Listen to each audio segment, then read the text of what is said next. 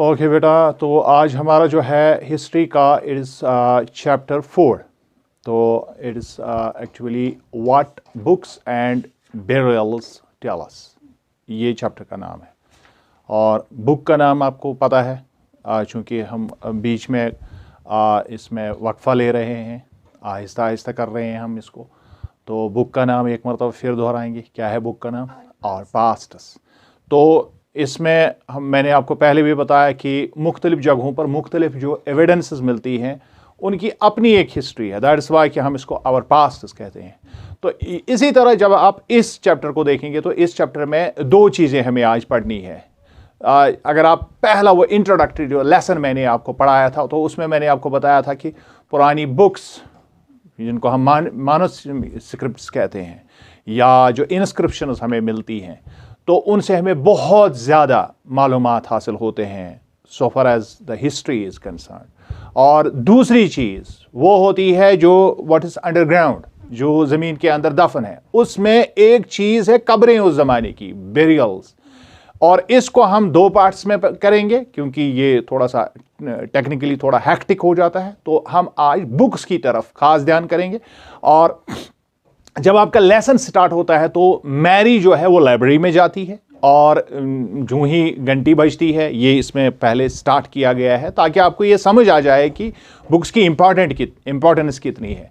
तो स्टूडेंट्स जो है वो टीचर को फॉलो करते हैं और उसके बाद वो सीधे लाइब्रेरी जाते हैं क्योंकि आज उनका पहला टाइम होता है, पहला दिन होता है कि वो कहाँ जाए, लाइब्रेरी में जाए। तो मैरी जो है वो आगे जब बढ़ती है, आगे चलती है तो वहाँ वो बहुत बड़ी लाइब्रेरी देखती हैं और ये उनके क्लासरूम से भी बड़ी होती है। इस वजह से वो हैरान होती है, पहला दिन होता है उसका लाइब्रेरी में, तो इस वजह से वो अंदाज़ा लगाती है कि शायद ये कोई नई चीज़ है और नई भी थी उनके लिए। लिहाजा वहाँ बहुत सारी बुक्स को मुख्तलिफ शेल्व्स में वो देखती हैं और उसके बाद जो है वो एक कबर्ड को खोलने की कोशिश करती है। तो वहाँ उस कबर्ड में पुराने वॉल्यूम्स पड़े हुए थे बुक्स के। और जब उसके टीचर ने उसको देखा ऐसा करते हुए तो उसने उससे कहा कि मैरी आप ये क्या कर रही हो, ये पता है ये बहुत ज़बरदस्त पुरानी एक कलेक्शन है यहाँ पर, इसमें कुछ स्पेशल किताबें हैं, ख़ास किताबें हैं और ये मुख्तलिफ रिलीजन्स के बारे में, ये रिलीजन्स के बारे में। और फिर टीचर उससे एक सवाल करता है कि क्या आपको पता है वेदास के बारे में, क्या आपने कभी सुना है? तो जब वो उसको वेदास के बारे में पूछती है, चूंकि ये मैरी है, इंडिया की कोई लड़की नहीं है, ये फॉरेन की हम बात पढ़ रहे हैं, तो वो वेदास के बारे में जब सोचती है तो वो शी वंडर्स और वो अचंभे में पड़ जाती है कि व्हाट डज वेदास मीन। तो उसके बाद जो है टीचर उसको एक्सप्लेन करता है और वही आपके बुक में आगे चलकर जो है बयान हुआ है, उस पर आपका ये लेसन जो है बना हुआ है। तो it is the one of the oldest books, अगर आप कहेंगे कि बुक फॉर्म में। हालांकि ये काफ़ी लंबे अरसे तक उसके बारे में अब बात करेंगे कि कब तक ये असल में जो है लर्न बाय हार्ट किया जाता था और उसके बाद आज से तकरीबन 200 साल पहले इसको लिखा गया असल में।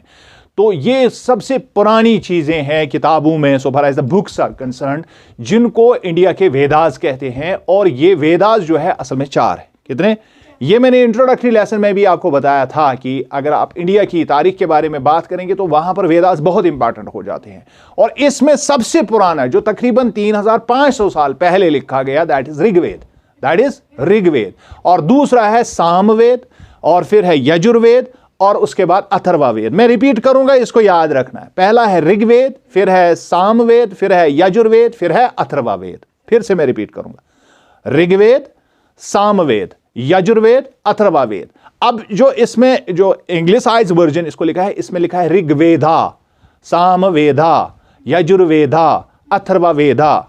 दोनों तरीके से आप पढ़ सकते हैं, लेकिन जब हम इंडियन, चूंकि हम इंडियन ओरिजिन के हैं तो हम जानते हैं वो पढ़ते किसको, इसको वेद हम कहते हैं, वेदा नहीं कहते हैं। लेकिन वेदा जब हम इसको इंग्लिशाइज वर्जन में पढ़ते हैं तो उस वक्त वेदा भी इसकी प्रोनाउंसिएशन हो सकती है। आप ऋग्वेदा भी कह सकते हैं, ऋग्वेद असल में इसकी असल टर्म है। क्लियर? तो ऋग्वेदा को मैंने पहले ही बताया, ये सबसे पुराना इसमें है और इस चैप्टर में हम ऋग्वेद के बारे में ही ज्यादातर जो है बात करेंगे। क्लियर? और इससे आपको अंदाजा हो जाएगा कि वेदास हमारे लिए so far as the history is concern, ये हमारे लिए क्यों बहुत जरूरी हो जाते हैं। हालांकि these are the religious books, ये रिलीजियस स्क्रिप्चर है।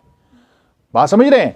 और ऋग्वेद में तकरीबन 1000 हिम्स है, HYMS, हाइमस, हाइमस, HYMNS, हाइमन्स इसको नहीं पढ़ते हैं, इसको हिम्स पढ़ते हैं। हिम का मतलब होता है हमद, यानी एक तरह से तारीफ करना, एक तरह से तारीफ करना, या इनको संस्कृत में सुक्ता भी कहते हैं। क्या कहते हैं? सुक्ता का मतलब होता है वेल सेड, यानी आपने जो कहा बढ़िया कहा, यानी एक तरह से पुराने सेजेस के कोट्स इसमें पाए जाते हैं, यानी ऐसी बातें जिनको लोग सुन के बड़े मतलब जिसको हम कहते हैं कि अक्ल की बातें सीखते थे, दानाई की, हिकमत की बातें सीखते थे। तो that is why it is Sukta, it is known as Sukta as well, इसको सोक्ता भी कहते हैं, हालांकि है ये हेमस। और हेमस चूंकि अब ये तारीफें किसकी है? गॉड्स और गॉडेसेस की, उस जमाने की, समझ रहे हैं? और खासकर इसमें 3 गॉड्स की जिक्र है। अब हमें पता चलता है कि पुराने जमाने, उस जमाने के लोग जो है, उनके हिसाब से जो दुनिया जो है उसमें कौन क्या था, किस तरह की जो उनकी रिलीजियस आइडियोलॉजी थी, वो हमें इससे समझ आ जाती है। क्लियर? बात समझ आई? तो समझ आया ना कि बुक किस तरह मदद करता है कि उस जमाने का हम कैसे कल्चर को हम कैसे पढ़ें। तो इसमें 3 गॉड्स की सबसे इंपॉर्टेंस है, सबसे ज्यादा। उसमें पहला आता है अग्नि, पहला आता है Agni. You know this Agni, it is something very close to आग, है ना? ये मैंने आपको पहले भी बताया, और आज इसके बारे में आपको बात आगे चलकर पढ़नी पड़ेगी कि किस तरह से ये, हालांकि मैं बार बार आपको कहता हूं कि जब हमने पिछले दिनों मानव के बारे में बात की थी, तो मैंने आपको बताया कि मानव जो है वो किस तरह से इसको ग्रीक्स किस तरह से समझते थे, और यहां इंडियंस ने किस तरह से मानव को समझा। समझे? बात समझे? तो इस तरह से जब हम अग्नि की बात करते हैं, it is the God of fire, God of. इसके बाद दूसरा जो है बड़ा ही इंपॉर्टेंट गॉड जो ऋग्वेद का गॉड है, that is Indra, that is Indra, और this is a warrior god. और इसके बारे में जो माइथोलॉजी में है, दैट इज कि इसका एक चैरियट होता है, उसमें घोड़े लगे हुए हैं, और ये हवाओं की सैर करता है, ये हवा के दोष पर उड़ते हैं इसके घोड़े, चैरियट के समेत। समझ आई बात? और उसके बाद आता है एक खास एक ड्रिंक के बारे में जिसको सोमा कहते हैं, और ये खास एक प्लांट होता था, उस प्लांट से एक स्पेशल ड्रिंक प्रिपेयर की जाती जो गॉड्स ड्रिंक कहलाती है। तो वो सोमा गॉड जो है वो इंपॉर्टेंट हो जाता है। क्लियर? तो ये 3 गॉड्स मैं फिर से बताऊंगा, अग्नि, इंद्रा और सोमा, अग्नि, इंद्रा और सोमा। क्लियर? तो ये इनके बारे में जो है ये हिम्स कंपोज किए, किन्होंने कंपोज किए? ये उस जमाने के जो सेजेस हम कहते हैं, जिनको ऋषिज, इंडियन लिटरेचर में इनको ऋषिज कहते हैं। क्या कहते हैं? ऋषिज कहते हैं। और ये जो है, ये सारे वेदास जो है, ये असल में प्रीस्ट जो है स्टूडेंट्स को पढ़ाते थे, और ये रिसाइट करके मेमोराइज किए जाते थे। ये मैंने पहले भी आपको बताया, यानी ये पहले लिखे हुए नहीं थे, word by word, syllable by syllable, sentence by sentence, यानी जिसको आप कह सकते हैं बिट बाय बिट, इसको विद ग्रेट केयर, इसको एक्यूरेसी के साथ याद किया जाता था। और आपको यह समझ आ जाएगा इस तरह से, जिस तरह से हम बिला तशबीह, जिस तरह से हम कुरान को आज एक एक हरफ के साथ याद करते हैं, उसी तरह पुराने जमाने में वेदास को याद करवाया जाता था, प्रीस्ट्स के जरिए स्टूडेंट्स को पढ़ाया जाता था। और आमतौर पर ज्यादातर बच्चे जो होते थे मेल स्टूडेंट्स होते थे। क्या होते थे? मेल स्टूडेंट, यानी लड़कियां आमतौर पर नहीं पढ़ती थी, तो लड़के ज्यादातर पढ़ते थे। और ज्यादातर जो हिम्स जो थे वो पढ़ाए जाते थे, जिनको हम कहते हैं they were taught and learned by man. ये मैंने आपको पहले ही बताया कि मतलब इसमें आप ध्यान रखेंगे कि बहुत काम ये लिखे भी गए हैं, मर्दों ने ही ज्यादा लिखा है, बहुत कम इसमें कंपोज किए गए हैं वेमेन्स के द्वारा। कुछ जो है ऋषि जो है औरतें गुजरी हैं, तो उनके भी कुछ, लेकिन बहुत कम, बहुत कलील तादाद में। और इसमें जो संस्कृत, इसमें लैंग्वेज इस्तेमाल हुई है, लेकिन क्या ये वो संस्कृत है जो आज हम संस्कृत स्कूलों में देखते हैं? या आज जो इंडिया में अगर हम सुबह देखेंगे, सुबह संस्कृत की वो न्यूज़ आती है, रेडियो पर आती है, और हम सुन सुन के बड़े हो गए हैं, एवं आकाशवाणीयम संपत्ति वार्ता श्रूयंतम। तो इस तरह से वो उसमें वो संस्कृत के अल्फाज इस्तेमाल होते हैं, लेकिन है तो चूंकि जो बेसिक लैंग्वेज जो है संस्कृत है, लेकिन दैट इज ओल्ड वैदिक संस्कृत। उसको हम क्या कहते हैं? वैदिक संस्कृत हम कहते हैं। जैसे आपको यह समझ आ जाएगा जब हम कश्मीरी आज पढ़ते हैं, उस जमाने का जब यहां ललदेद या लला आरिफा जिसको हम कहते हैं, या उसका एक और नाम लला ऐश्वर्या भी है, तो जब हम उसके जमाने का आज कश्मीरी पढ़ते हैं तो हमें बहुत कम समझ आ जाती है। या शेखुल आलम के जमाने का जो कश्मीरी हम पढ़ते हैं, तो वो क्लासिकल कश्मीरी एक तरह से आप समझ लीजिए। इसी तरह ये क्लासिकल वैदिक संस्कृत है। तो वो वैदिक संस्कृत जो है इन इन इन स्कूलों में इसको उसी वैदिक संस्कृत में पढ़ाया जाता था, और इसको बहुत बाद में ऋग्वेद को या इन वेदास को बाद में जो है फिर लिखा गया और फिर प्रिंट किया गया, और उस वक्त तक इनको आमतौर पर इट वॉज रिसाइटेड, जिसको ये जबानी याद होता था वो रिसाइट करता था, लोग इसको सुनते थे और फिर वो उसी तरह पढ़ते थे जिस तरह सामने वाला पढ़ता था, कोई बुक वगैरह इसकी नहीं होती थी। और फिर सेवरल सेंचुरीज लेटर जो है इसको कंपोज किया गया, प्रिंट किया गया, तकरीबन आज से 200 साल पहले। कितना?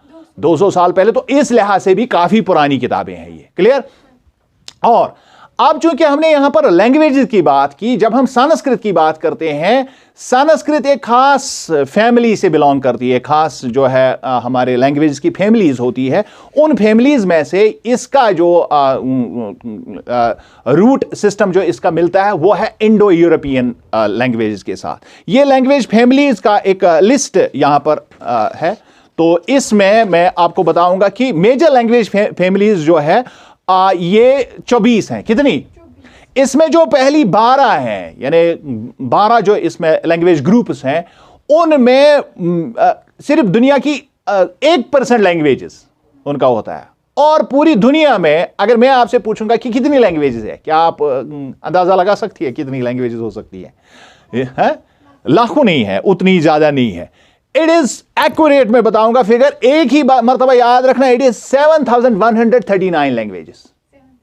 7,139 लैंग्वेजेस, 7,139, कुछ लोग इसको 39 भी पढ़ते हैं। तो ये 7,139 लैंग्वेजेस जो है ये कुल तादाद है दुनिया के लैंग्वेजेस की। और इसमें वो सारी लैंग्वेजेस शामिल हैं जो आमतौर पर नोन है, लेकिन फिर कुछ वेरिएशन डायलेक्ट्स की बुनियाद पर भी होती है। एक होता है कि हम एक तरह से कश्मीरी बोलते हैं, फिर यही कश्मीरी अगर आप यहां पर थोड़ा सा टनल के उस पार जाएंगे तो वहां पर जो वो कश्मीरी बोलते हैं वो बिल्कुल कश्मीरी तो लगता है लेकिन समझ में नहीं आता है। तो वो डायलेक्टिकल चेंजेस होती है। क्या होती है? तो ये डायलेक्ट्स की हम बात नहीं करते हैं, हम मेजर लैंग्वेजेस की बात करते हैं। और मेजर लैंग्वेजेस में 7,139 लैंग्वेजेस हैं, और इसमें नाइजर कांगो की 1,542 लैंग्वेजेस आती हैं, तकरीबन 21% पूरी लैंग्वेजेस का। कितना? समझ रहे हैं मेरी बात? उनको हम कहते हैं नाइजर कांगो, ये अफ्रीका की लैंग्वेजेस हैं। ये 1,542 किस्म की लैंग्वेजेस यहां पर पाई जाती है, और तकरीबन 22% 21.7% इनका टोटल नंबर है। और उसके बाद आता है एस्ट्रोनेशियन। एस्ट्रोनेशियन 1,257 लैंग्वेजेस हैं, और इनका तकरीबन 18%, पौने 18%, 17.7% इनका आता है। उसके बाद ट्रांस न्यू गिनी 482 लैंग्वेजेस, ये 6.8% ये लैंग्वेजेस हैं। फिर है सीनो तिब्बतियन लैंग्वेजेस, ये 6.5% है। इंडो यूरोपियन, जिसकी अभी हमने बात की, इनकी टोटल तादाद जो है 448 जुबानें हैं। ये कितनी? जो हमने अभी पढ़ा, जिसका संस्कृत भी एक हिस्सा है। और ये इंडो यूरोपियन लैंग्वेज की जब हम बात करेंगे, इसमें most of the Indian languages आ जाती हैं। That is why we find certain connections, हमें इनके कनेक्शंस मिलते हैं, जिसमें आसामी, गुजराती, हिंदी, कश्मीरी और सिंधी। याद रखना, ये हिंदुस्तान की हम इंडो यूरोपियन लैंग्वेजेस की बात करते हैं। मैंने आपको बताया 448 कुल हैं, 448 कुल लैंग्वेजेस हैं। लेकिन जब हम इंडियन लैंग्वेजेस में देखते हैं कि इंडो यूरोपियन लैंग्वेजेस, उनमें खास कुछ लैंग्वेजेस पाई जाती हैं, जिनमें आसामी है, जिनमें गुजराती है, जिनमें हिंदी है, और जिनमें कश्मीरी भी है और सिंधी भी है। That is why most of the word, जब हम कश्मीरी, पुराने कश्मीरी को देखते हैं, खासकर जो मैंने अभी लाला ऐश्वर्य या लाल दत्त की बात की या शेखुल आलम के जमाने की बात की, वो बहुत क्लोज है संस्कृत के, बहुत ज्यादा क्लोज है। किसके? संस्कृत के। और यहां पर हम काफी ज्यादा, जैसे हम आज थे बहुत सारी चीजें जब हम कश्मीरी में इस्तेमाल करते हैं, तो वो उनका बहुत ज्यादा करीबी ताल्लुक होता है उन पुराने अल्फाज से जो पुराने संस्कृत, वैदिक संस्कृत से ताल्लुक रखते हैं। क्लियर? और एशियन लैंग्वेजेस में पर्शियन एक खास लैंग्वेज है जो ईरान में इस्तेमाल हो जाती है, और ये यूरोपियन लैंग्वेजेस में इसमें English, French, German, Greek, Italian, Spanish ये भी इसी फैमिली से ताल्लुक रखती हैं। और ये फैमिली इस वजह से कहलाती है, अब आप ये भी सोच रहे होंगे कि ये फैमिली क्यों कह रहा है। फैमिली इस वजह से क्योंकि इनमें वर्ड्स में आपस में कनेक्शन है, जो मैं बार बार कह रहा हूं, इसके वर्ड्स में आपस में काफी कनेक्शन है, और एक ही लफ्ज की मुख्तलिफ हालतें इस्तेमाल हुई हैं, और उन हालतों की वजह से ये नए अल्फाज दिखते हैं। हालांकि इसका रूट जब हम देखते हैं ये तकरीबन एक ही साउंड करते हैं एक ही तरह से। मिसाल के तौर पर अगर हम हिंदी के वर्ड मां के लिए जो वो लफ्ज इस्तेमाल करते हैं, वैसे भी मां आप उर्दू में समझ रहे हैं, मां, इसमें मां का लफ्ज आता है, समझ रहे हैं। और इसको जब आप देखेंगे हिंदी में इसको मात्रे बोलते हैं। क्या बोलते हैं? मात्रे। Now tell me what is in English? Mother. अब मात्रे और मदर, और यही लफ्ज अगर आप, अभी हमने पर्शियन की बात की भी, उसमें मादर बोलते हैं मां को। और अगर आप MOTHER, अगर आप इसको माधर भी पढ़ेंगे तो ये आपको समझ आ जाएगा, बिल्कुल क्लोज कनेक्शन है, और उसी मात्रे वर्ड से लिया गया है। और हिंदी में मां कहते हैं तो त्रे को छोड़ दिया, मां कहा। समझ रहे हैं मेरी बात? तो इस तरह से बहुत सारी सिमिलैरिटी दिखती है इनमें। और ये मैं आपको, क्योंकि मेरा ये फेवरेट चीज़ है कि जब मैं लैंग्वेजेस को देखता हूं तो बहुत सारी चीज़ें इससे समझ आ जाती है, और कल्चर्स को समझने में और पर्सपेक्टिव जो इंसान का दुनिया के बारे में बड़ा हो जाता है। और फिर लगता है कि कहीं ना कहीं हमारे पूर्वज सबके एक जैसे कहीं पर थे, और हिस्ट्री में ही पता चलता है कि कहाँ पर वो थे, तो उससे हम चल के आए हैं। तो हम खामखा आपस में एक दूसरे के साथ अब इस वक्त सोच रहे हैं कि मैं बड़ा हूं, वो छोटा है, वो बड़ा है, ये छोटा है, समझ रहे हैं? तो ये सारी चीजें फिर बेमानी हो जाती है अगर इस तरह की इंसान जो है अंडरस्टैंडिंग इवन लैंग्वेजेस को ही सीखेगा, लैंग्वेजेस को ही समझेगा, तो तब जाके उसको। और फिर अगर हम स्क्रिप्चर की बात करेंगे, जो हम मुख्तलिफ मज़ाहिब की बात करते हैं, उसमें जो स्क्रिप्चर्स आए हैं, अगर फिर हम उन स्क्रिप्चर्स में बेसिक चीज़ों को देखेंगे, वो भी सारे के सारे मज़ाहिब की जो बुनियाद वो है, लगता है कि ये एक जैसा सोच रहे थे, समझ रहे हैं? और इसका ओरिजिन भी एक जैसा लग रहा है। और मुख्तलिफ लैंग्वेजेस जो सब कॉन्टिनेंट में डिफरेंट लैंग्वेजेस बोली जाती है, ये नॉर्थ ईस्ट से जो बिलोंग करती है, खासकर अगर हम इंडिया की बात करेंगे तो उसमें तिब्बतो बर्मन फैमिली एक आती है, और तमिल, तेलुगु, कन्नड़, मलयालम, ये सारी की सारी जो है द्राविड फैमिली से, द्राविडियन जिनको हम कहते हैं, द्राविडियन जुबानें, ये तमिल, तेलुगु और कन्नड़ और मलयालम, ये द्रविडियन फैमिली से ताल्लुक़ रखते हैं। और इसके अलावा जो अगर हम देखेंगे झारखंड के इलाके या उस एरिया में जो सेंट्रल इंडिया और झारखंड का एरिया है, उसमें बहुत सारी जो लैंग्वेजेस जो पढ़ी जाती है या बोली जाती है, they are actually Austro Asiatic family के साथ बिलोंग करती है। यानी इवन विद इन इंडिया हम देख रहे हैं कि 2-3 फैमिलीज की लैंग्वेजेस हैं, कोई एक फैमिली डोमिनेंट नहीं है।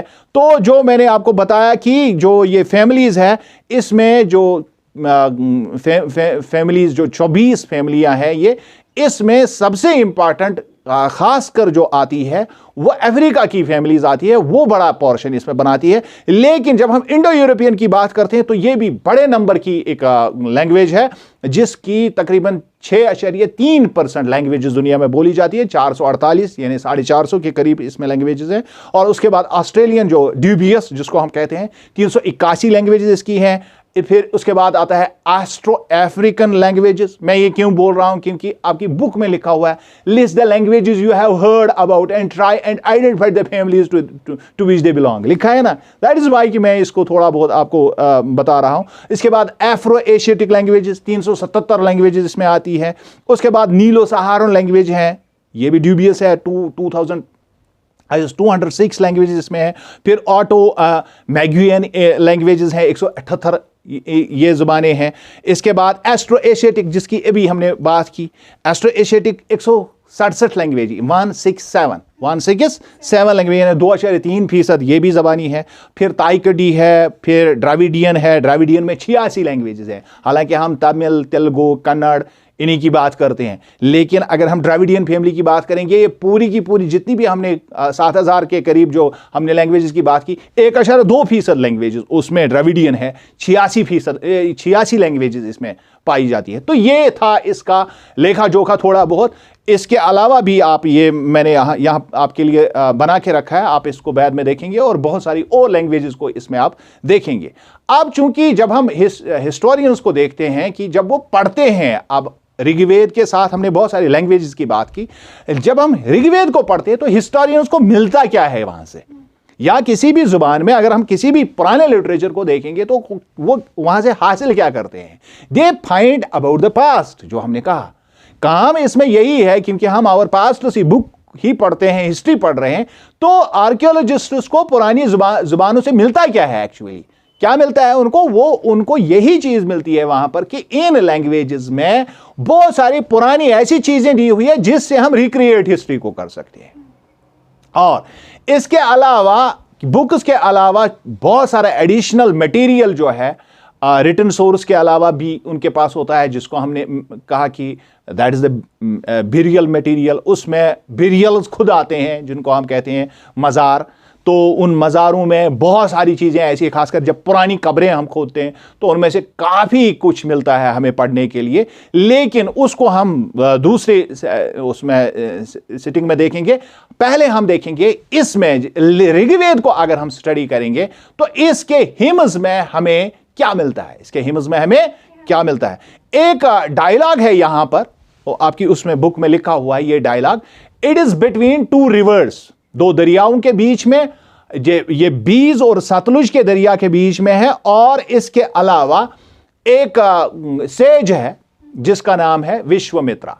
विश्वामित्रा सबसे पहले इसमें आप देखेंगे कि ये जो बीज और सतलुज जो है, अगर आप इसको देखेंगे कि ये असल में इंडस रिवर की ट्रिब्यूटरीज है, ये मैंने आपको पहले भी बताया था, ये इंडस रिवर की ट्रिब्यूटरीज है, और इंडिया से गुजर के ये बीज और जो सतलुज ये जाती है और फिर पाकिस्तान के इंडस बेसन में ये चली जाती है, और इंडस के रिवर की ये ट्रिब्यूटरीज है। ट्रिब्यूटरीज के बारे में पहले भी हमने पढ़ा। अब देखिए एक एक चीज कितनी इंपॉर्टेंट हो जाती है। और यहां पर आप देख रहे हैं, यहां जो ये जाल लगा हुआ है दरियाओं का, ये इसमें जाहलिम भी है, चिनाब भी है, रावी है, बीज है, सतलुज है, ये सारी इंडस की ट्रिब्यूटरीज है। लेकिन यहां पर हम दो के बारे में बात कर रहे हैं, दैट इज बीज एंड सतलुज। सबसे पहले अगर किसी जगह का नाम लिखा होता है बुक में, तो पहली बात यह पता चलती है कि जहां पर यह डायलॉग हुआ यह उसी जगह का है, तो वो लोग यहां रहते थे। क्लियर आई बात? तो इसी इंडस वैली सिविलाइजेशन के बारे में हमने हड़प्पा का वो पढ़ा पिछले उसमें, तो इसका मतलब है ये भी इसके आसपास रह रहे थे। और यहां पर ये जो है these two rivers, they were worshipped as goddesses. पुराने जमाने के लोग बहुत कदर करते थे दरियाओं की, इनको गॉड्स, देवताओं की तरह वो समझते थे, और विश्वामित्रा इनकी तरफ दुआ करते हैं। क्या करते हैं? दुआ करते हैं। इस दुआ से हमें पता चलता है कि उस जमाने के लोगों की कमजोरियां क्या थी, वो क्या चाहते थे नेचर से, फितरत से क्या चाहते थे, उनकी मजबूरियां क्या होती थी, उनकी जरूरतें क्या होती थी, वो इससे विश्वामित्रा कहता और rivers come down from the mountains like two swift horses. अब यहां पर हार्सेस की बात की गई है, तो इससे क्या आपको पता चला? हार्सेस इंपॉर्टेंट थे, क्योंकि दरियाओं को किनके साथ तशबीह दी गई है? हॉर्सेस के साथ, like two shining cows that lick their calf. उसके बाद फिर आगे चलकर गायों के साथ। और आपको मैं एक खास इंपॉर्टेंट बात बताऊंगा, आपने बार बार सुना होगा इंडिया में गाय को काफी ज्यादा जो है इंपॉर्टेंस दी जाती है, और ये इस वजह से भी था कि उस जमाने में गाय को दौलत के साथ कंपेयर किया जाता था। और आज के दुनिया में अगर किसी के पास बहुत पैसा होता है तो हम उसको करोड़पति कहते हैं, अरबपति कहते हैं। उस जमाने में बड़े लोगों को गौपति कहते थे। यह भी हमें पुराने लिटरेचर से ये चीजें पता चलती है। और लोगों के लिए गाय बहुत इंपॉर्टेंट होती थी, और दैट इज वाई कि इसको बैसिटी माता समझते थे लोग, समझ रहे हैं। और cattle in the most parts of India it is revered. गाय की काफी ज्यादा कदर की जाती है, समझ रहे हैं, और होनी भी चाहिए, क्योंकि ये बहुत ही ज्यादा, जिसको हम कह सकते हैं कि एक लिहाज से काफी ज्यादा इंपॉर्टेंट हमारे लिए। और इसके बगैर तो अगर हम देखेंगे इसकी सिर्फ एक खूबी को देखेंगे जिसको हम दूध कहते हैं, इसके बगैर तो आज सोचा भी नहीं जा सकता है दूध के बगैर। इतनी ज्यादा चीज जो है दुनिया घर में, इससे ज्यादा किसी और चीज की जरूरत भी नहीं होती है। समझ रहे हैं? तो उस जमाने में हम देख रहे हैं कि विश्वामित्रा ने इन दरियाओं को किसके साथ तजबीह दी? गाय के साथ दी या फिर हॉर्सेस के साथ? मतलब हुआ दोनों बहुत इंपॉर्टेंट।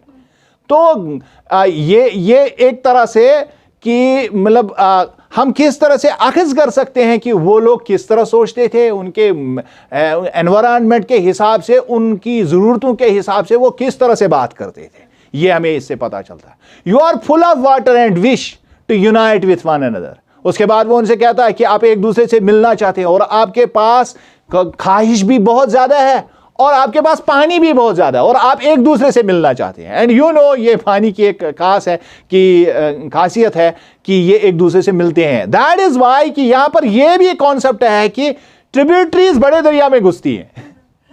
समझ रहे हैं? ये कॉन्सेप्ट भी मिलता है। एंड दे न्यू इट, और वो इसको नेचुरल फिनोमिना समझते थे और ये समझते थे कि ये असल में गॉड्स और गॉडेसेस हैं जो इनको आपस में मिलाते हैं। बात समझ आई? अब रिवर्स वापस क्या कहते हैं? We who are full of water move along the path that gods have made for us. ये कहते हैं कि देखिए, विश्वामित्रा इनको गॉडेसेस समझता है और वो वापस जवाब देती है कि हमारे लिए जो रास्ता है वो गॉड्स ने मुकर्रर किया है, हमारे देवताओं ने मुकर्रर किया है। तो इससे यह भी पता चलता है कि गॉड्स और गॉडेसेस की हायरार्की है। समझ रहे हैं? यानी छोटे गॉड्स, फिर उनसे बड़े गॉड्स, फिर उनसे बड़े गॉड्स। क्लियर? तो यह भी इससे पता चलता है। We are simply talking about कि हम किस तरह से इसमें से वो सारी बातें किस तरह से अखज़ कर सकते हैं। हालांकि इसने खुद भी तबसरा किया, मैं ये आपको पढ़ा रहा हूं, आगे चलकर जो बुक वाले ने तबसरा किया है वो भी हम देखेंगे। Once we start flowing we can not be stopped. और जब हम एक जगह से निकलना जब हमने शुरू कर दिया, फिर हमें कोई रोक नहीं सकता है। Why do you pray to us, O sage? Vishwamitra ji, आप हमसे दुआ क्यों मांगते हैं? आप क्या चाहते हैं हमसे? क्या करें हम आपके लिए?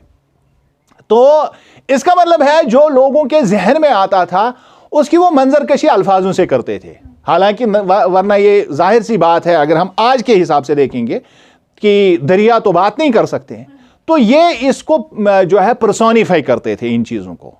और दैट इज व्हाई कि they think they are just humans, they think they have their emotions, they have their views. तो इस तरह से उनकी सोच थी। तो ये भी हम अंदाजा लगा सकते हैं इससे।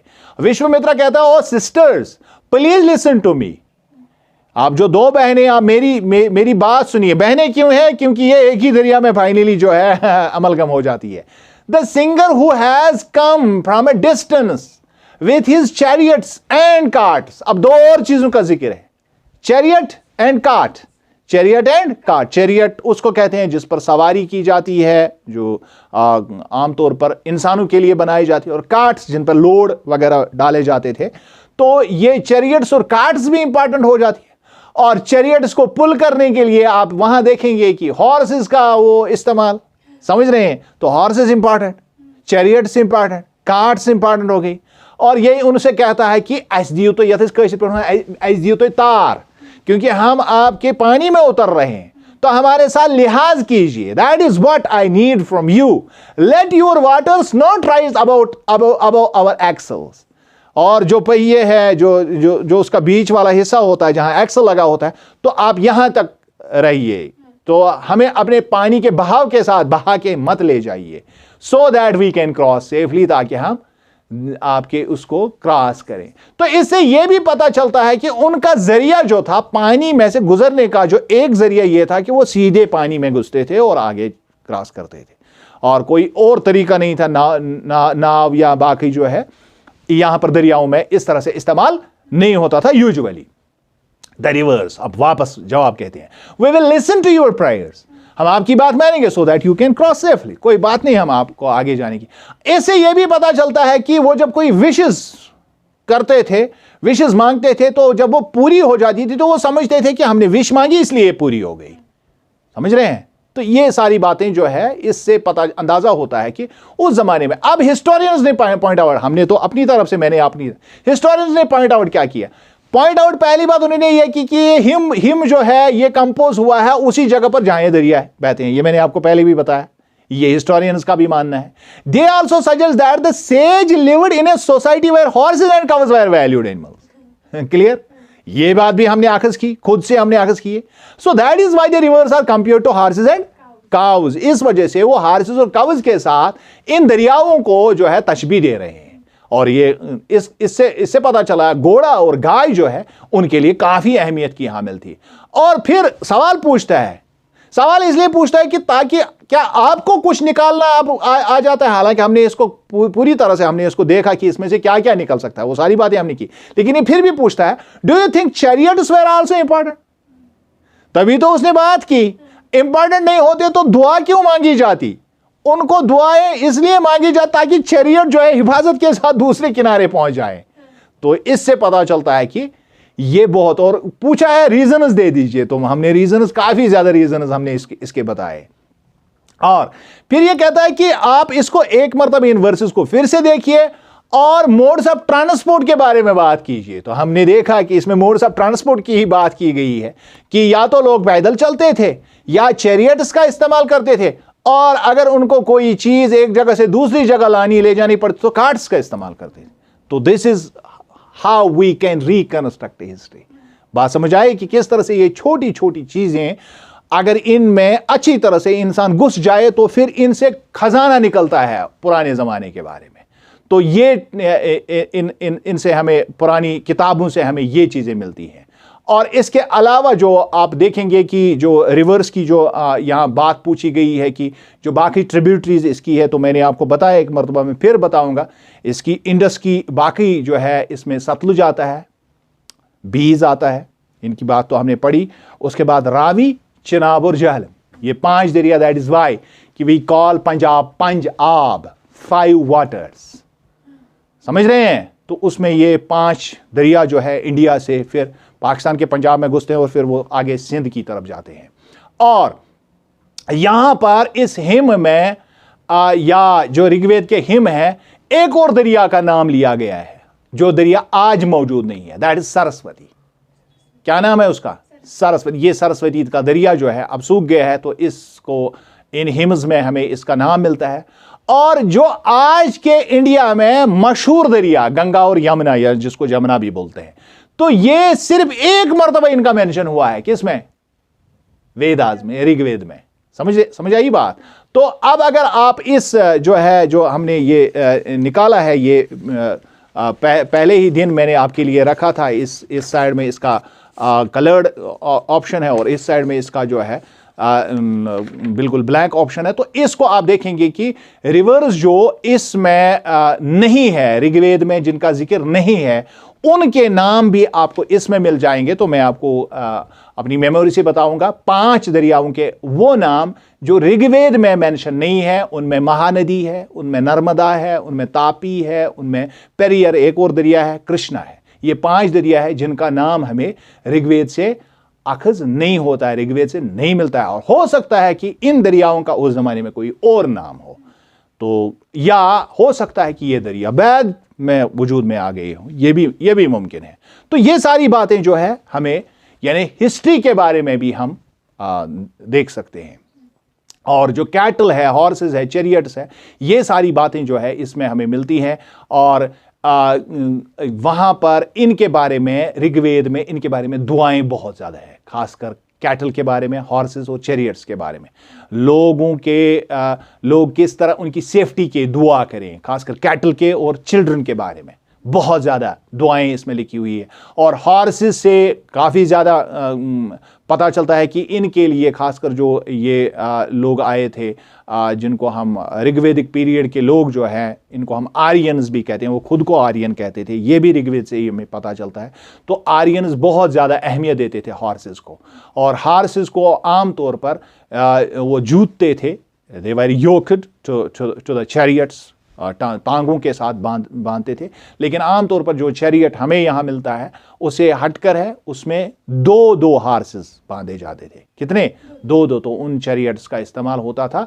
और ये इसके साथ इनको उर्दू के लिए इसको टर्म इस्तेमाल की जाती है, जोतना या जोना। किसके साथ? जब हम बांधते हैं, टांगे के साथ बांधते हैं। एक होता है बांधना, गिणती था वो। दूसरा होता है किसी चीज के साथ आप उसको टांग देते हैं और उसके बाद वो चल देता है, मूवमेंट रहती है उसकी, तो उसको जूतना कहते हैं। क्या कहते हैं? जूतना या जोना कहते हैं उसको उर्दू में। और ये खासकर इस्तेमाल होते थे, ये चैरियट्स जो या हार्सेस जो होते बैटल्स में इस्तेमाल होते थे। और इससे भी पता चलता है कि जब हमने इंडस वैली सिविलाइजेशन पढ़ा तो इंडस वैली सिविलाइजेशन में हमने देखा कि उनको ये सारी चीजें नहीं है, उनके पास हॉर्स नहीं था, वो मैंने उस दिन भी बताया, और उनके पास एक और चीज भी नहीं थी। What was that? That was iron. Iron भी उनके पास नहीं था, लेकिन यहां इनके पास आयरन भी था, वो हमें आगे चलकर आपको पता चलेगा। और बैटल्स इनके लिए काफी ज्यादा इंपॉर्टेंट होती थी। और ये बैटल्स लड़ते क्यों थे, किसके लिए लड़ते थे? बैटल्स ये लैंड के लिए, खासकर उस लैंड के लिए जहां पर इनको पास्चर मिले और क्रॉप्स बोने के लिए, क्रॉप्स उगाने के लिए इनको जमीनें हासिल, और खासकर ये क्विकली जो राइप होते हैं, हार्डी क्रॉप्स जो होते हैं जिसमें बैरली होती है, खासकर उसकी काश्त करते थे। और उसके लिए झगड़े बहुत ज्यादा होते थे, जंगें होती थी इसके लिए। तो हो गया पहला वजह। दूसरी वजह ये जो थी, पानी के लिए भी लड़ते थे, टू कैप्चर वाटर, तो उसके लिए भी लड़ते थे। इसके अलावा टू कैप्चर पीपल, लोगों को पकड़ते थे। तो और इनको आप समझ लीजिए कि फिर उनको एक तरह से अपना गुलाम बनाते थे, और फिर जो भी मर्जी है उनसे काम करवाते थे। और जो वेल्थ वहां से इन लड़ाइयों से हासिल होती थी, ये लीडर अपने पास रखता था थोड़ी बहुत, और बाकी जो है डिस्ट्रीब्यूट करता था। और इसमें प्रीस्ट को भी एक हिस्सा मिलता था, जो उनका मजहबी पेशवा होता था उसको भी मिलता था। और उसमें से कुछ वेल्थ जो है ये यज्ञना, या जिसको याजना भी बोलते हैं, उसके लिए इस्तेमाल होता था, एक खास तरह की पूजा। और सेक्रीफाइसेस के लिए भी, ऑफरिंग्स के लिए भी इस्तेमाल की जाती थी। और वो ऑफरिंग्स जो है फायर में कर दी जाती थी। इसमें तो ये अपने जो भी ऑफरिंग्स करते थे उनको जला देते थे। और हमें ये सारी बातें जो है ओल्ड हिस्ट्री में, एंशिएंट हिस्ट्री में ये मिलता है। और हमें एक कॉन्सेप्ट ये भी मिलता है कि पुराने ज़माने के लोगों में ये विश्वास था कि वो किसी ऊंची जगह पर, ऊंचे टीले पर अपनी वो कुर्बानी की चीज़ रखते थे, और उसके बाद आग आ जाती थी, उस पर खुद लग जाती थी। ये भी हमें मिलता है एंशिएंट सोर्सेज से, जब आप पढ़ेंगी बाकी दुनिया की हिस्ट्रीज के बारे में या मज़ाहिब के बारे में पढ़े थे। और it was only meant for the gods, जो ये सेक्रीफाइसेस का वो मतलब इसमें लोग नहीं खा सकते थे। समझ रहे हैं? ये सिर्फ और सिर्फ अकेले होता था, किन के लिए? गॉड्स के लिए। और क्या क्या चीज वो ऑफर करते थे? इट इंक्लूड खास चीज घी होता था। क्या होता था? घी होता था, ग्रेन्स होते थे, अनाज, और इसके अलावा चंद केसेस में एनिमल्स को भी सेक्रीफाइस किया जाता था। क्लियर? और ज्यादातर वार्स में आप जानते हैं कि ये तो काफी हार्ड सख्त काम होता है, तो इसमें ज्यादातर मर्द शिरकत करते थे। और कोई रेगुलर आर्मी नहीं होती थी, बल्कि गांवों में असेंबलियां होती थी या शहरों में असेंबलियां होती थी, और वहां पर लोग मिलते थे, फिर जंग के मुतालिक बात करते थे या अमन के मुतालिक बात करते थे। और जो भी वहां फैसला होता था तो लीडर्स फिर उस पर उसी के हिसाब से अमल करते थे, अपने लीडर्स को चुनते थे। और लीडर्स को इस बुनियाद पर चुना जाता था कि कौन सबसे ज्यादा ब्रेव है और कौन सबसे ज्यादा स्किलफुल है, खासकर वार के एतबार से। यानी जो ताकतवर भी है और जिसके पास काफी ज्यादा हुनर भी है जंग लड़ने का, उसी को आमतौर पर लोग जो है अपना लीडर चुनते थे। और हमें बहुत सारे अल्फाज भी मिलते हैं, ऋग्वेद से हमें काफी ज्यादा अल्फाज भी मिलते हैं जिनसे हमें लोगों को परखने में मदद मिलती है। कुछ ऐसे अल्फाज हैं, मिसाल के तौर पर हम जानते हैं कि हम लोगों को जब हम डिस्क्राइब करते हैं लैंग्वेज में, अभी हम लैंग्वेज की बात करते हैं, वर्ग की बुनियाद पर हम किसी को एंगर कहते हैं, किसी को नजार कहते हैं, किसी को बार्बर कहते हैं, समझ रहे हैं, किसी को डेंटर कहते हैं, किसी को डॉक्टर कहते हैं। ये किस बुनियाद पर? वर्ग की बुनियाद पर। ये आज भी हम करते हैं। और किसी को लैंग्वेज की बुनियाद पर, किसी को कश्मीरी कहते हैं, पंजाबी कहते हैं, सिंधी कहते हैं, लैंग्वेज की बुनियाद पर, समझ रहे हैं। इसी तरह हम प्लेस की बुनियाद पर, कश्मीर प्लेस भी है, इस हिसाब से हिंदुस्तानी कहते हैं हम, अमेरिकी हम कहते हैं, चाइनीज हम कहते हैं, तो ये प्लेस की बुनियाद पर। इसी तरह फैमिलीज, जैसे हम कहीं पर अपना वो देते हैं तो हम कहते हैं बासूस रत्रमस, तो इस तरह से बासूस मीरमस, तो इस तरह से हम फैमिली को भी, कम्युनिटीज को, या अपने कल्चर के हिसाब से, कल्चरल प्रैक्टिसेस के हिसाब से भी लोग अपने आप को जो है मुतारफ करते हैं। तो इस तरह के वर्ड जो है हमें ऋग्वेद से भी मिलते हैं कि वहां पर भी लोगों को उनके काम के एतबार से भी, या उनके उठने बैठने या रीजन्स के एतबार से भी उनको डिस्क्राइब किया गया है। और खासकर दो ग्रुप्स की बात की गई है काम के एतबार से, जिसमें प्रीस्ट्स और राजास, प्रीस्ट्स और ये हमें खुद ही पता चलता है प्रीस्ट का क्या काम है और राजा का क्या काम है। तो ये प्रीस्ट्स ब्राह्मण्स कहा जाता है, इनको ब्राह्मण्स कहा जाता था, और राजा जो होते थे इनका काम होता था लैंड का दिफा करना, और ब्राह्मण्स का काम होता था उनके लिए सैक्रिफाइसेस करना, उनके लिए मजहबी उमूर का ख्याल रखना। समझ रहे हैं? लेकिन अगर हम राजाज को देखेंगे, ये वो राजाज नहीं है जो हम वैद वाले कॉन्सेप्ट जब हम पढ़ेंगे, जो आप 5वें चैप्टर में जब हम जाएंगे, जब हम जनपदाज की बात करेंगे, या फिर 8वें चैप्टर में पढ़ेंगे हम कि किस तरह से लोगों ने फिर किंगडम्स बनाए, तो उसमें जब हम देखेंगे वो अलग चीज़ है। लेकिन ये राजा जो थे, ये राजाज बिल्कुल उनसे मुख्तलिफ थे, क्योंकि इनकी कोई कैपिटल सिटी नहीं होती थी, इनका कोई दारुल खिलाफा नहीं होता था, इनके महल नहीं होते थे, ये कोई आर्मी नहीं रखते थे, इनका ये टैक्स नहीं कलेक्ट करते थे। यानी उस तरह के राजा नहीं थे जिस तरह हम राजा का तस्वुर दिमाग में करते हैं। तो इस वजह से भी खास ख्याल रखना चाहिए कि हम जब किसी खास पीरियड में किसी खास टर्म को पढ़ते हैं तो उसकी एक खास मीनिंग होती है। जैसे मैंने आपको बताया, जब भी मैं इंडिया कहता हूं तो it doesn't mean political India, today is political India, it means विशाल भारत। उस जमाने की बात जब ये सारा इंडिया एक ही था, समझ रहे हैं, उसमें सारे के सारे मैंने बार बार आपको बताया।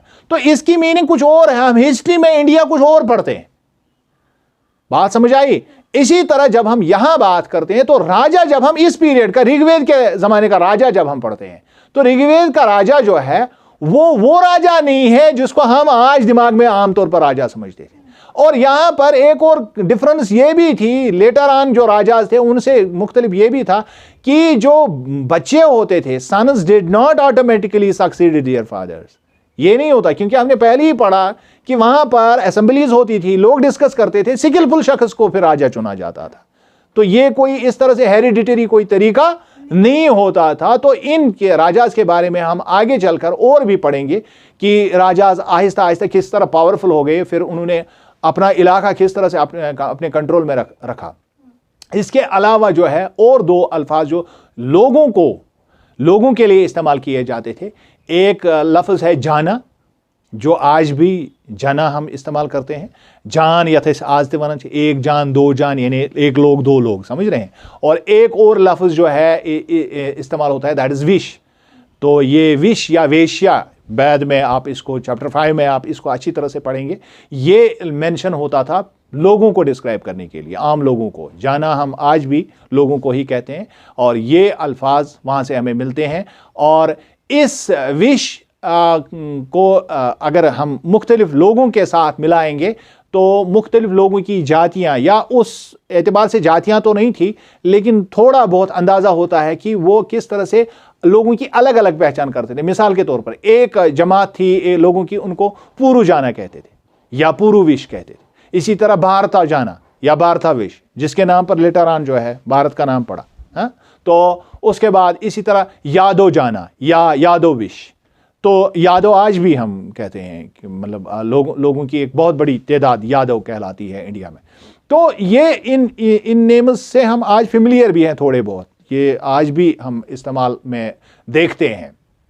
और जो हम देखते हैं कि जो आमतौर पर लोगों ने जो हिम्स कंपोज किए हैं उनमें अक्सर बेशतर वो अपने आप को आर्यंस कहते हैं, ये लफ्ज़ भी मिलता है वहाँ, ये मैंने आपको बताया। और जिन लोगों को वो अपना अपोनेंट समझते थे, अपना दुश्मन समझते थे, उनको वो दासाज कहते थे या दासियस कहते थे। इसका दासा जो है मेल वर्जन, और फीमेल को दासी कहते हैं। क्या कहते थे? दासी कहते थे। और ये वो लोग थे जिनको सैक्रिफाइसेस करने का इजाज़त नहीं होती थी, and they spoke different languages. और यहाँ से आपको वो बात भी समझ आ जाएगी कि लैंग्वेज का मामला भी मसला होता है कि आप किस से बिलोंग करते हैं। सो इट मीन्स अगर हम आर्यंस को मानते हैं तो हम जो आर्यंस लैंग्वेज बोलते हैं तो कश्मीरी उससे मिलता है, तो that means we are actually Aryans. समझ रहे हैं? और ये वहाँ से भी जब हम इंसान मुख्तलिफ चीज़ें आज करता है, आज जो जीन्स का भी वो एक दौर चला है कि जेनेटिक हिस्ट्री भी मालूम की जाती है कि कौन किस जीन से है, तो उससे भी है कि हम आर्यन रेस है, कश्मीरी भी आर्यन रेस है। और ये सारी बातें जो है, स्लेव वुमेन्स भी वहाँ पर थी, उनके लिए दासी का इस्तेमाल जो मैंने आपको बताया, शायद मैंने ये बताया आपको, ये भी। और इनमें से बहुत सारे लोगों को वार में और कुछ को जात की बुनियाद पर लेटर ऑन डिस्क्राइब किया गया, दास या दासी, और इनको जिनके पास ये होते थे वो इनको एज प्रॉपर्टी समझते थे अपनी, और फिर उनसे वो जो मर्जी उनके दिमाग में आए उनसे काम कराते थे। इनके कोई हुकूक नहीं होते थे, आमतौर पर इनको जानवरों की तरह रखा जाता था, जानवरों की तरह समझा भी जाता था। और ये सारी की सारी बातें जो है ये हमें आम तौर पर मिलती है कि ये नॉर्थ वेस्ट जो हम इलाका देखते हैं वहाँ पर उस सब कॉन्टिनेंट के उस हिस्से में जो ऋग्वेद में जो बातें बताई गई है उससे हमें ये पता चलती हैं, और ये काफ़ी इंपॉर्टेंट है हिस्ट्री के लिहाज से। और इसके बाद दूसरा नंबर आता है बेरियल्स का। इनके बारे में हम अगली दफ़ा इंशाल्लाह गुफ्तगू करेंगे। Thanks a lot.